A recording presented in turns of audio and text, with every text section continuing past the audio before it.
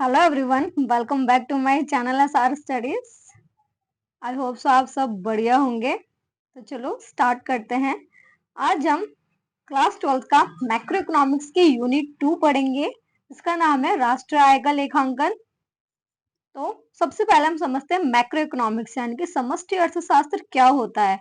तो जैसे हमें नाम से ही पता चल रहा है, समष्टि यानी कि संपूर्ण, मैक्रो यानी कि बड़ा। ठीक, तो समष्टि अर्थशास्त्र संपूर्ण अर्थव्यवस्था का अध्ययन करता है। ठीक, सेकंड पॉइंट में बताया है हमें, सेकंड पॉइंट हमको बता रहा है समष्टि अर्थशास्त्र में व्यक्तिगत मात्राओं का अध्ययन नहीं किया जाता है। इसका मतलब समष्टि अर्थशास्त्र में हम किसी एक व्यक्ति की आय का वर्णन नहीं करते हैं, इसमें हम संपूर्ण अर्थव्यवस्था का अध्ययन करते हैं। ठीक, थर्ड पॉइंट हमको बताता है इसका संबंध व्यक्तिगत आय से नहीं बल्कि राष्ट्र आय से है। ठीक है, एक व्यक्ति की आय से नहीं है इसका मतलब है बड़े लेवल पे यानी कि राष्ट्र आय से इसका मतलब है। फोर्थ पॉइंट है व्यक्तिगत कीमतों से नहीं बल्कि कीमत स्तर से है। एक प्रोडक्ट की कीमत से नहीं है बल्कि बड़े लेवल पे है यानी कि कीमत स्तर से है। थर्ड पॉइंट है इसका अर्थ व्यक्तिगत उत्पादन से नहीं बल्कि राष्ट्र उत्पादन से है। इसका मतलब है कि एक व्यक्ति क्या उत्पादन कर रहा है इससे उसका कोई लेना देना नहीं है। ये बात करता है कि नेशनल लेवल पे कितना उत्पादन हो रहा है, ये उसकी बात करता है। ठीक है, तो मैक्रो इकोनॉमिक्स समझ आया। मैक्रो इकोनॉमिक्स यानी कि किसी बड़े लेवल की बात हो रही है जिसमें हम व्यक्तिगत आय की बात नहीं करते हैं, किसी देश की आय की बात करते हैं। इसमें हम एक वस्तु की क्या कीमत है उसकी बात नहीं करते हैं, इसमें संपूर्ण कीमत स्तर की बात करते हैं। ठीक है, ये राष्ट्रीय उत्पादन की ये बात करता है। आइए अब हम थोड़ा आगे बढ़ते हैं और पढ़ते हैं आय का वर्तुल प्रभाव। इसको इंग्लिश में हम बोलते हैं सर्कुलर फ्लो ऑफ इनकम। तो सबसे पहले हम जानेंगे कि हमारी अर्थव्यवस्था में कितने क्षेत्र हैं। हमारी अर्थव्यवस्था में कितने क्षेत्र हैं? तो हमारी अर्थव्यवस्था में मुख्यतः चार चार सेक्टर हैं, चार क्षेत्र हैं। कौन कौन से? पहला है ग्राहक। ठीक, ग्राहक कौन? हम और तुम जैसे लोग। ग्राहक कौन होता है? जो उत्पादनकर्ता की मदद करता है। अब उत्पादनकर्ता कौन है? उत्पादनकर्ता एक कंपनी हो सकती है, एक फर्म हो सकती है, ठीक है, एक व्यवसाय हो सकता है। अब उसकी मदद हम कैसे कर सकते हैं? ठीक, तो जैसे कि हम पे कोई जमीन है, हमने कंपनी को दे दी कि आओ भाई हमारी जमीन पे क्या खोल दो, अपनी कंपनी खोल दो, अपनी फैक्ट्री खोल दो। तो हम क्या करते हैं? उत्पादन करते हैं यानी कि किसी कंपनी व्यवसाय की मदद करते हैं। सेकंड है हमारा व्यवसाय। व्यवसाय यानी कि फर्म, कोई कंपनी जो क्या करती है? उत्पाद करती है, ठीक है, उत्पादन करती है। थर्ड है हमारा सरकार। सरकार क्या करती है? नियम और कानून को क्या करती है? बनाती है, उनको लागू करती है। थर्ड है हमारा विदेशी क्षेत्र। विदेशी क्षेत्र क्या होते हैं?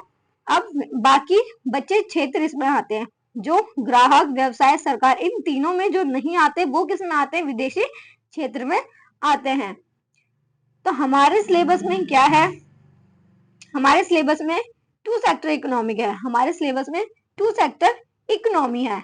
ठीक है, सीबीएसई एनसीईआरटी में टू सेक्टर इकोनॉमिक को हम पढ़ेंगे। ठीक, पहला कौन सा है हमारा? पहला कौन सा है हमारा? ग्राहक। पहला क्षेत्र ग्राहक और दूसरा क्षेत्र हमारा क्या है?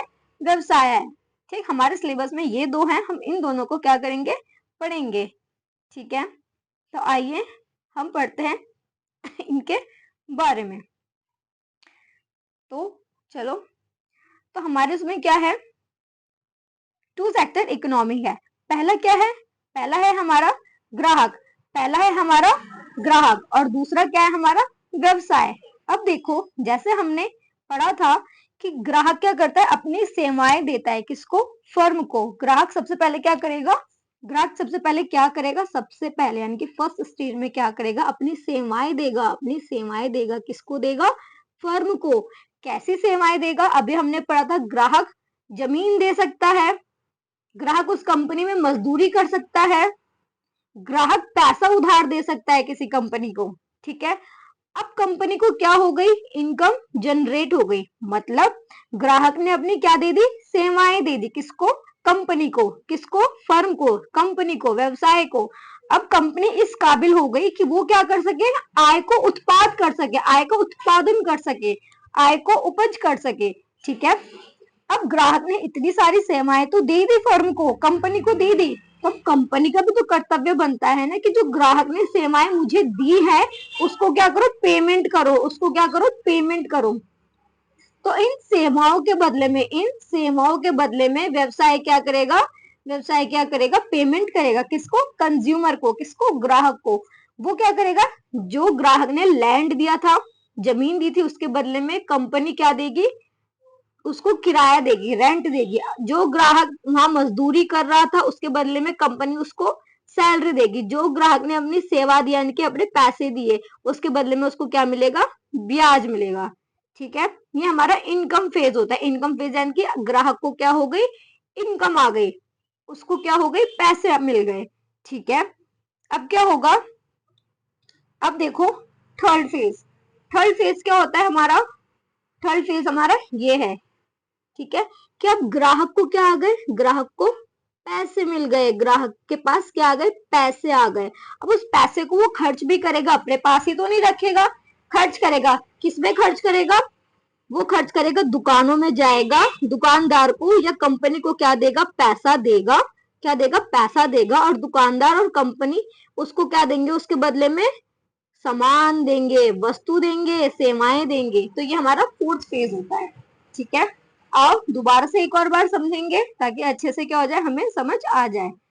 तो टू सेक्टर इकोनॉमी में दो सेक्टर है। पहला है हमारा कंज्यूमर यानी कि ग्राहक, दूसरा है हमारा व्यवसाय यानी कि फर्म और कंपनी। ठीक है, पहले फेज में क्या है, पहले फेज में क्या है, पहले फेज में क्या है, कंपनी क्या करेगी, कंज्यूमर क्या करेगा, कंज्यूमर पहले फेज में कंज्यूमर सेवाएं देगा। किसको सेवाएं देगा, व्यवसाय को सेवाएं देगा। किसको सेवाएं देगा, व्यवसाय को अपनी सेवाएं देगा। सेवाएं में क्या, सेवाओं में वो क्या क्या दे सकता है, सेवाओं में वो क्या क्या दे सकता है, तो सेवाओं में वो दे सकता है, अपनी जमीन दे सकता है।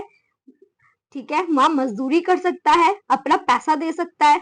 अब ग्राहक ने क्या कर दिया, सेवाएं तो दे दी कंपनी को, कंपनी को सेवाएं दे दी। तो दूसरे फेज में क्या, दूसरे दूसरे फेज में व्यवसाय का कर्तव्य बनता है, दूसरे फेज में व्यवसाय का कर्तव्य बनता है कि क्या हो, क्या हो, वो पेमेंट करे। जो ग्राहक ने उसको सेवाएं दी है अब क्या हो, उनकी पेमेंट हो। तो पेमेंट कैसे करेगा, जो ग्राहक ने उसे जमीन दी थी उसके बदले में वो रेंट देगा। ठीक है, जो ग्राहक ने वहां मजदूरी करी थी उसके बदले में कंपनी क्या देगी, उसको सैलरी देगी। जो ग्राहक ने अपना पैसा लगाया था, कैपिटल यानी कि पूंजी लगाई थी, उसके बदले में उसको क्या मिलेगा, ब्याज मिलेगा। ठीक है, तो ये हो गया हमारा सेकंड फेज। अब थर्ड फेज क्या है, थर्ड स्टेज क्या है, अब थर्ड स्टेज हमारी है, ग्राहक के पास क्या आ गया, ग्राहक के पास पैसा आ गया। अब जब ग्राहक के पास पैसा आ गया तो उस पैसे को अब क्या करना है, खर्च करना है। तो थर्ड स्टेज क्या है हमारी, थर्ड स्टेज में हम क्या कर रहे हैं, पैसे को क्या कर रहे हैं, खर्च कर रहे हैं। पैसे को क्या कर रहे हैं, खर्च कर रहे हैं। कहाँ, व्यवसाय और फर्म के अंदर। कहाँ, व्यवसाय और फर्म के अंदर। अब व्यवसाय फर्म उसके बदले में हमें क्या दे रही है, अपनी वस्तुएं और हमें सेवाएं दे रही है। तो ये था हमारा फ्लो यानी कि प्रवाह हो रहा है। ठीक है, प्रवाह हो रहा है। पहले ग्राहक से व्यवसाय में पैसा गया, ठीक है, व्यवसाय ने उन सेवाओं का पेमेंट कर दी ग्राहक को, फिर ग्राहक के पास पैसा आ गया। जब ग्राहक के पास पैसा आ गया फिर वो फर्म के अंदर गया, उसने खर्च किया, उसके बदले में उसको वस्तु और सेवाएं मिल गई। तो ये गोल गोल गोल गोल घूमने वाला क्या है, प्रवाह है। इसको क्या बोलते हैं, फ्लो बोलते हैं। ठीक है, दो इसकी ही डेफिनेशन लिखी गई है कि आय का चक्रीय प्रवाह अर्थव्यवस्था का एक मॉडल है। चक्र यानी कि गोल गोल, ठीक है, जिसमें प्रमुख विनिमयों को आर्थिक प्रतिनिधियों के बीच धन, वस्तुओं और सेवाओं आदि के प्रवाह के रूप में दर्शाया जाता है। दर्शाया ना हमने, किसको दर्शाया, वस्तु सेवाओं को ही तो दर्शाया कि इधर से इधर हो रहा है, इधर से इधर हो रहा है। ठीक है, एक बंद परिपथ में विनिमय किए गए पैसे और सामान का प्रभाव मूल्य के अनुरूप होता है लेकिन विपरीत दिशा में होता है। ठीक है, आया समझ में। तो उम्मीद करती हूँ कि ये वीडियो समझ आया होगा। अगर नहीं आया, जहाँ पे नहीं आया तो कमेंट करके बताना कि कहाँ पे नहीं आया है। I will explain again. And अगर वीडियो पसंद आया तो चैनल को लाइक करें, शेयर करें, सब्सक्राइब करें। मिलते हैं नेक्स्ट वीडियो में, तब तक के लिए tata bye bye and take care.